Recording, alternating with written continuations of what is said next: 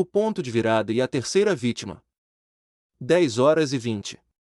A coletiva de imprensa, que deveria ser um exercício de controle de danos, transformava-se em um pesadelo em tempo real. A defesa apaixonada de Watson III mal havia cessado quando um telefone tocou estridentemente na primeira fila dos repórteres. O repórter atende, ouve por alguns segundos, e seu rosto se contorce em choque. Repórter, gritando, superando o burburinho prefeita. Detetive Cenália. Recebemos um alerta de última hora. Houve uma terceira morte. Agora. Há relatos de um corpo encontrado com o mesmo modus operandi, estripado, mutilado, sob uma ponte que faz divisa de Brotóvia com Porto Alegre. O salão mergulha em um caos de flashes, gritos e pânico.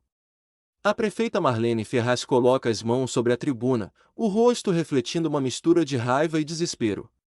Chefe Mota se levanta, tentando ordenar o caos. Marlene Ferraz, voz alta e firme, apesar do choque, senhores, peço calma. O DPCF está verificando a informação. Cenália, para Vila Nova, com urgência fria, Vila Nova, use o rádio. Confirme isso com a Brigada Militar e a Polícia de Porto Alegre. Agora! O inspetor Villanova, que estava ao lado, já falava rapidamente em seu rádio portátil, sua expressão confirmando a terrível verdade antes mesmo das palavras. Villanova, para a Cenália confirmado, detetive. A localização é sob a ponte do Rio Guaíba, que liga o bairro Navegantes, em Porto Alegre, ao bairro do Limite, em Brotóvia. Parece ser o nosso homem. Ele está se movendo para a capital. Está saindo de nossa jurisdição. A dedução de Watson III, o significado da terceira vítima. Apesar do caos, o Dr. John Henry Watson III permanece focado. Ele agarra o braço de Cenália, ignorando as câmeras. Watson III, detetive. Isso não é um ataque aleatório. Ele não está fugindo, ele está expandindo o território. Ele está estabelecendo um novo nível para seu ritual, atravessando a fronteira geográfica e social. O simbolismo da ponte, a conexão. A ponte é uma metáfora, Cenália. O açougueiro, Lucas de Lima, foi o trabalho. O homem do parque, o executivo, foi o capital. E agora, a divisa entre Brotóvia e Porto Alegre. A vítima sob a ponte é, invariavelmente, alguém que está à margem, na terra de ninguém. Um andarilho, um morador de rua, talvez um usuário de drogas. É a virilidade da exclusão social.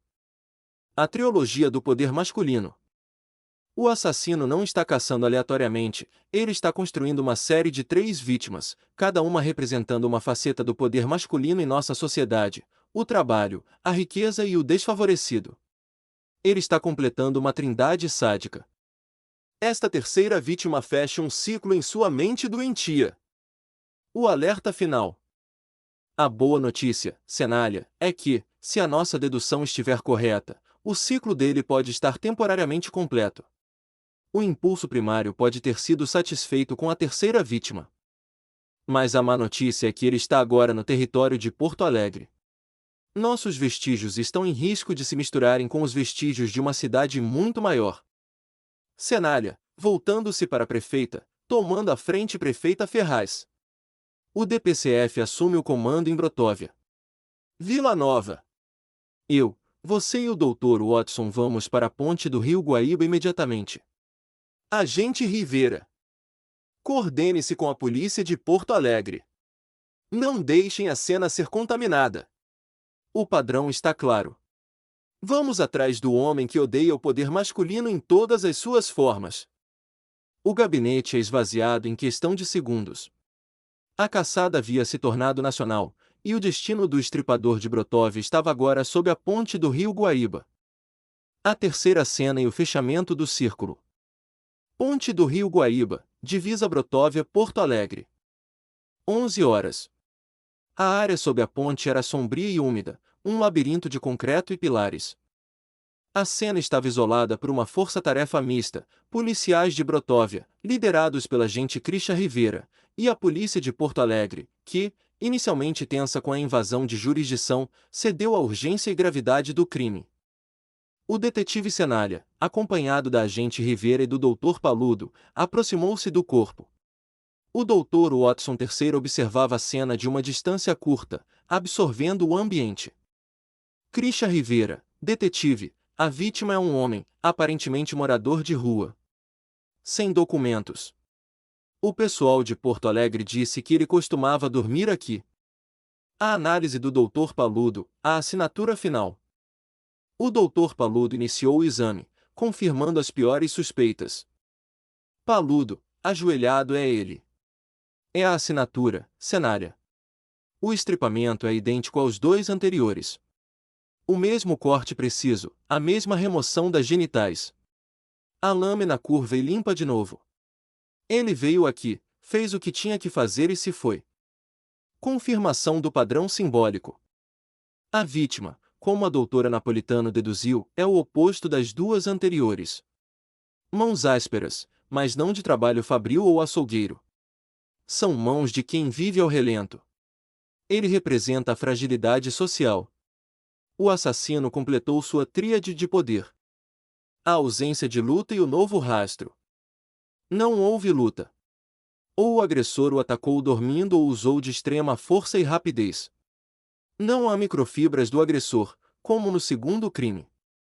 Mas, detetive, o assassino deixou algo. Não no corpo, mas perto do corpo. Paludo indica um pequeno objeto metálico, quase imperceptível, que reluzia fracamente perto do concreto úmido. Paludo, parece ser um fragmento de metal, talvez parte de uma ferramenta. E aqui, na areia molhada, há uma mancha escura e oleosa, mais escura do que a graxa normal da ponte. Krisha, isole essa área perfeitamente. A dedução de John Watson III, o ponto de fuga.